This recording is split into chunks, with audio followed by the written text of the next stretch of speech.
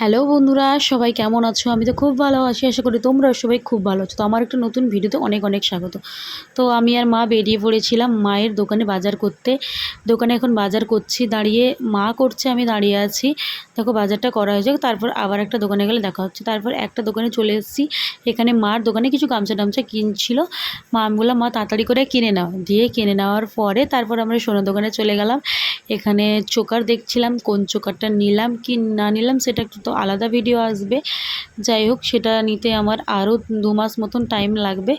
যাই হোক, একটু দেখে এলাম। তারপর আমার ডিজাইনটা পছন্দ হচ্ছিল না ঠিকঠাক। তারপর বাড়ি চলে আসলাম, দেখলাম বাড়ির সামনে তো পুজোই, একদম বাড়ির সামনেই পুজো। দেখছি কত বড় বক্স এসছে, চন্দননগরে লাইট ফাইট জ্বলছে, খুবই ভালো লাগছে। আমার ফোনে তো ততটা ফোকাস নিচ্ছে না, যতটা ফোকাস নিচ্ছে। তোমরা একটু অ্যাডজাস্ট করে দেখো প্লিজ। তারপর সবাই মিলে গেছিলাম, বৌদি টৌদি সবাই গেছিলাম।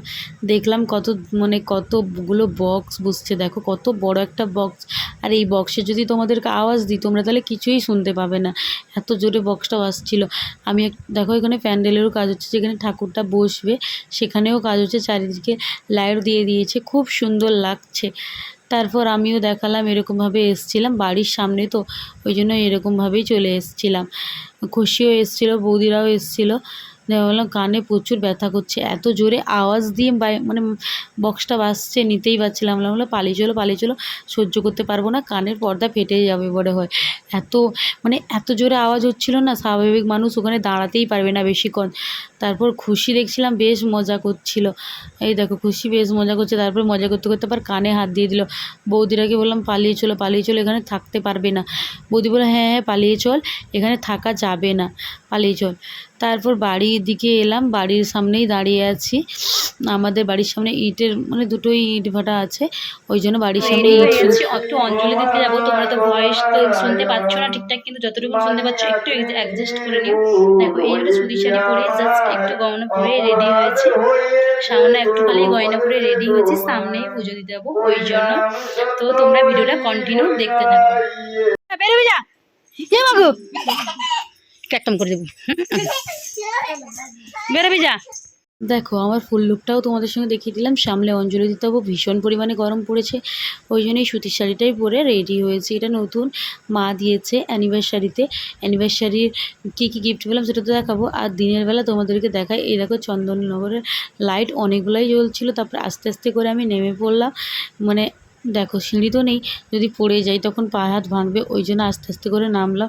দেখো ঠাকুরের মন্দিরে এখন হেঁটে হেঁটে যাচ্ছি। রোদ তো ভীষণ, তাকানোই যাচ্ছে না, এতটা রোদ কি বলবো। তারপর বৌদিরা তো সামনেই ছিল, আমি একটু দেরি করে যাচ্ছিলাম ভিডিওটা করছিলাম বলে। দেখো সবাই অনেকেই এসছে অঞ্জলি দিতে, আজকে অনেক দিনের পর সবার সঙ্গে দেখা হবে, খুব ভালোও লাগছে এদিকে। তারপর দেখো সবাই বৌদি টৌদি সেখানে সব দাঁড়িয়ে আছে, আমিও ঠাকুরের দর্শন কখন করব সেটাই ভাবছি। একজন দাদা দাঁড়িয়ে আছে, বাইরে থাকে। বৌদি বলছে ব্লগ করছো নাকি, বলে হ্যাঁ। তারপর ঠাকুরের দর্শনও তোমাদেরকে করিয়ে দিলাম, এই দেখো ঠাকুরের দর্শন তোমাদেরকে করে দিলাম। আমি বলছিলাম সবাইকে বলো মাইক্রোফোনে যে পুজোটা শুরু হয়ে গেছে, নাহলে সবাই বুঝবে কি করে। বলে হ্যাঁ হ্যাঁ বলে দাও। আর তোমরা সবাই ঠাকুরের আশীর্বাদ নিয়ে নাও। এখন হোমযজ্ঞ হচ্ছিলো, আমরা একটু দাঁড়িয়েছিলাম অঞ্জলি দেওয়ার জন্য। আমি একটা বৌদিকে বললাম আমার একটু ভিডিও করে দাও তো ঠাকুরের সঙ্গে।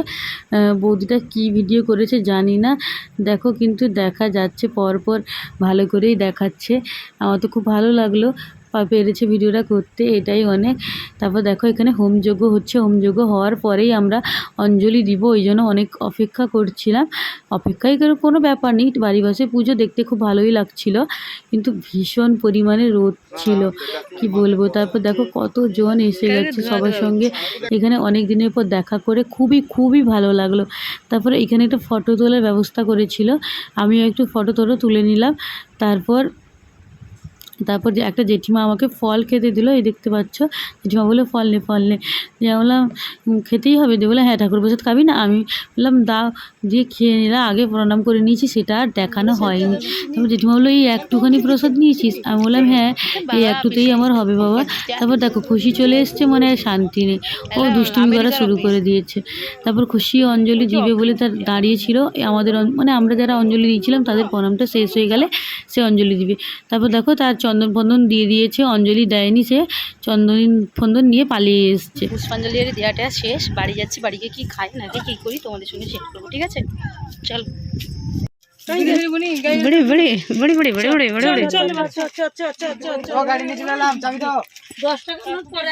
ভাত, আলু ভাজা, বেগুন ভাজা, পটল আলুর তরকারি, এটা হচ্ছে শুধু আলুর তরকারি, আর এটা চাটনি দিয়ে খেয়ে নিচ্ছি। ভীষণ পরিমাণে খিদা পেয়েছে, খেয়ে নিই, তারপর তোমাদের সঙ্গে কথা বলছি। ওইখানে কিছু বোন ভাইদের সঙ্গে কিছু ছবি তুলেছিলাম, সেইগুলোই তোমাদের সঙ্গে শেয়ার করলাম। তো কেমন হয়েছে ভিডিওটা অবশ্যই তোমরা জানাবে, আর যদি ভালো লাগে অবশ্যই লাইক কমেন্ট সাবস্ক্রাইব আর পাশে থাকা বেল আইকনটি ক্লিক করে দিও, যাতে আমার নতুন নতুন ভিডিও তোমাদের কাছে খুব তাড়াতাড়ি পৌঁছে যায়। চলো আজকের মতন ভিডিওটা এখানেই এন্ড করব। যদি ভিডিওটা ভালো লাগে তো বললাম like comment subscribe, tata bye bye. দেখা হচ্ছে পরবর্তী ব্লগে বা পরবর্তী কোনো ভিডিও বা লাইভে বা শর্টসে। তোমরা কিন্তু আমার সব ভিডিও লাইভ শর্টসগুলো প্লিজ ফলো করো। বাই।